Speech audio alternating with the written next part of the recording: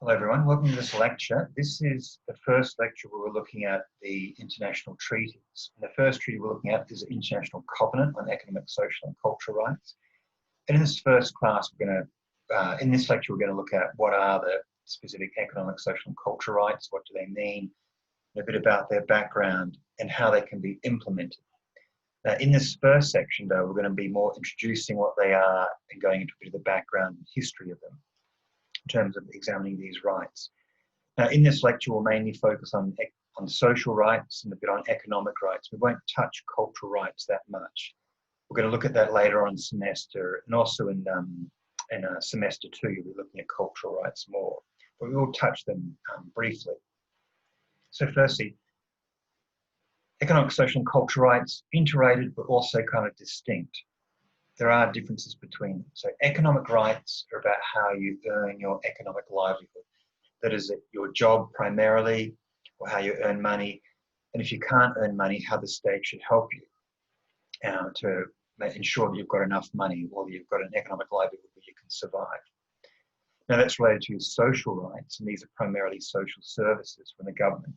And that's where the word, the term socialism comes from. That's where governments provide social services. The main ones, of course, being education and health, but it also is about food and housing and water and clothing. So that's the next group, social rights. And then finally, we have cultural rights, and that's the rights to practice your culture, which in human rights tends to come down to the right to speak your language, the right to practice your religion, and to conduct other kind of cultural practices, whether it's births, weddings, or funerals, or national days, or other kind of cultural practices. So we see we have these three kind of interrelated but distinct areas in this treaty. Now remember, these rights here come from the UDHR Articles 22 to 27. And we'll come back a bit to why the UDHR was split. But basically, these are like the codification of those rights that you find in the UDHR. So they kind of add detail and they add more the legal understanding of how these rights are defined and also how these rights can be realized. Now, when we look at these three categories of rights, when they were first drawn up in the United Nations, it was kind of like an initial strategy that they would be managed by different parts of the United Nations. And so economic rights are primarily the task of the International Labour Organization, because they are mainly about work and about rights in the workplace. So the economic rights as they are in the UDHR and also in the ESCR are primarily the rights around the work and the workplace, the right not to work or the right to leisure, and the right to social security. That is, if you can't work, how the government can ensure your economic livelihood, whether it's through payments or food stamps or whatever. Now, social rights are broader and they're managed by a number of different organizations across kind of the UN and its related bodies.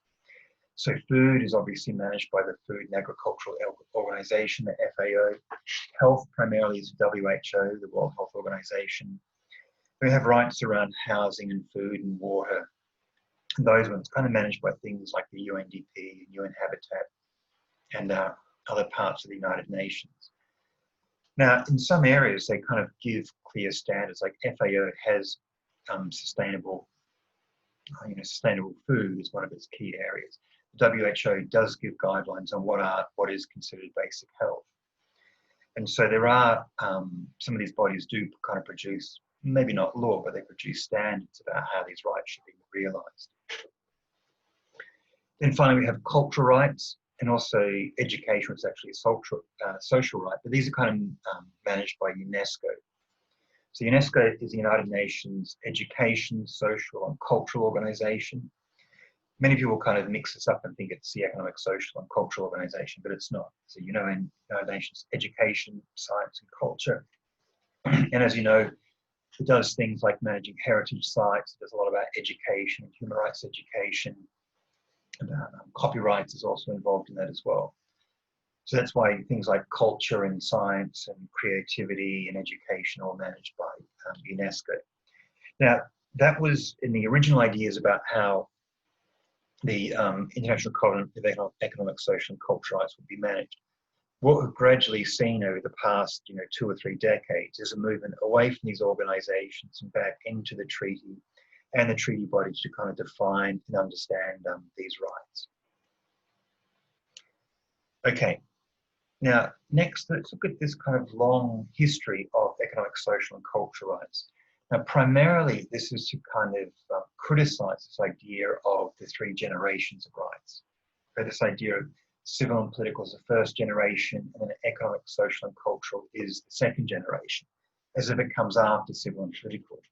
But really that's not quite correct, because economic, social and cultural rights have a very long history. Most religions have a very strong economic and social set of values. They work around welfare and charity. So Islam, Buddhism, Christianity are very much based around, say, giving donations and raising money and helping the poor. And that was, part of the very fundamental ideas of their religion. Maybe it's not so strong now, but we see that it has always been within communities and religions and other groups. The strong idea of welfare and charity is an important part of how a society functions. So it means that these kinds of rights, date back way before the 1800s, when the supposed second generation emerges. And when people are talking about the second generation, they're talking about the rise of social states and the rise of workers' rights in the 1800s. We see after Karl Marx and the rise of trade unionism in the 1800s, we're seeing that workers' rights are important and should be protected. States first start providing free education and free health in the 1800s as well. So there's a very strong movement towards these social states. And so many states were kind of founded on these socialist principles. That is, most of Europe and most Commonwealth states like New Zealand, Australia, and Canada, and so on. So we see there is a much longer, more detailed history to economic, social and cultural rights than just the second generation. Okay. Now, next, let's turn to some of the challenges, because as we'll come to in the next section of the talk, that there is a lot of kind of criticism and a lot of misunderstanding about economic, social and cultural rights. And part of that is because in some ways they are a bit more complex than civil and political rights. Sometimes civil and political rights is quite clear. It either is a violation or it isn't. But in economic, social and cultural rights, it's always not that clear. Or you need more details to work out if it's a violation or not. So, for example, in this case, a homeless woman and a child is begging on the streets. Is that a violation of rights? Because you'd primarily think, you'd immediately think, well, it must be a violation of rights. That woman shouldn't be begging on the streets. But that would mean it's the duty of the state to ensure that no one ever is begging on the streets. We know for some places, in some cities, in some countries, that is going to be near impossible to do. We can't expect the state to do that. And so there's a different kind of understanding of the rights and duties of the state. Now, in this case, a woman's begging on the streets.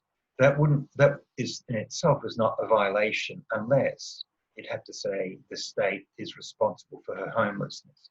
The state has done something which has meant she's been kicked out of her house. Maybe it was a case of domestic violence or gender-based violence and she was kicked out and the state should have protected her. Maybe the state was complicit in some way of her forced eviction. Or maybe because of discrimination she's there. She's from some minority which doesn't get its rights recognised and she's homeless. Now in that case it would be a violation. But if she's like a professional beggar, then it's not a violation. She may just do begging because she sees that's the best way to earn money. Now another reason it can be a violation is that states just can't let people be homeless forever. States have to do something about it. They have to have policies. They have to have plans to try and get rid of homelessness.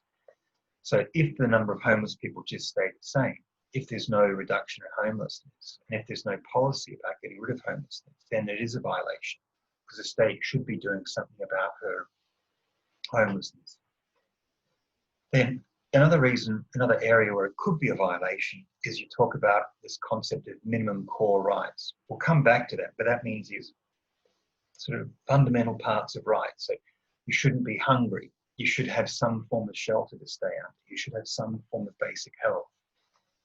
And in that case, like if she's begging because she's hungry, that's a violation. if she's on the streets and she's sleeping without any form of shelter, that's a violation, because the government should provide basic, food and water and housing at the very basic level. Okay. Now, a final important part of this is that if that child is there begging and that child is not going to school, that's a clear violation. So for that child, the state has much more responsibility towards it. So a child begging on the street, there's always going to be a violation. If it's a woman begging on the street and an adult, then it may be a little bit different. Again, it's similar to the next case we look at. The person loses their house through gambling. Now, should the government ensure that they have housing? Because if that person is going to go homeless. Now, a key feature of economic, social and cultural rights is that the person primarily responsible to find that right is the person themselves. So it means that we all have to find our own food and our own housing. We've got to organise our own education and our own health. Our education and health should be free and available and accessible to us. But it's us that have the responsibility to find that. If we're hungry, we just can't ring up the government and ask for food. We've got to, get a job, earn some money, and buy some food. So we are primarily responsible for finding our own rights. So both in the case of the woman begging and this person who loses their house through gambling, it's firstly their responsibility to find their housing. But it's only if they cannot or unable to find that, whether it's through discrimination, whether it's through poverty, or whether it's through mental health or whatever, that in those cases the state should help. So the state should only be helping people who can't find it themselves. Also if it's a natural disaster and things like that, then the state does have responsibility. So in this case, the person loses their house, they've got to find the house themselves. It's only if they're unable, the state should help. Now, second thing, just because they lost their house through gambling doesn't mean that they lose their right to housing. They should still have that right recognised, because human rights are inalienable. No matter what you've done, no matter how stupid you are, no matter what kind of bad bets you've made to lose all that money, you still have the right to housing. So if you're unable to find housing and you're going to become homeless, then the state should provide you some form of shelter there. Now, the final point here is that that form of shelter, that person is going to give that form of shelter, that form of housing the state is going to find that person will depend a lot on the relative wealth of that country, because that country has to kind of work out, what resources we have and what resources can we spend on these sorts of things. So if we see, as you do, lots of homeless people, say in Japan and Korea, there's something fundamentally wrong, because they are rich states and those people should find housing.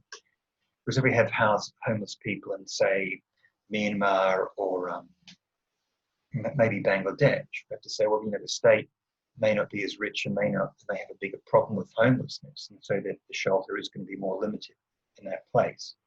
And we'll come back to this, because this is part of the understanding of progressive realisation, to progressively realise the end of homelessness, for example. Okay, so that finishes the first section.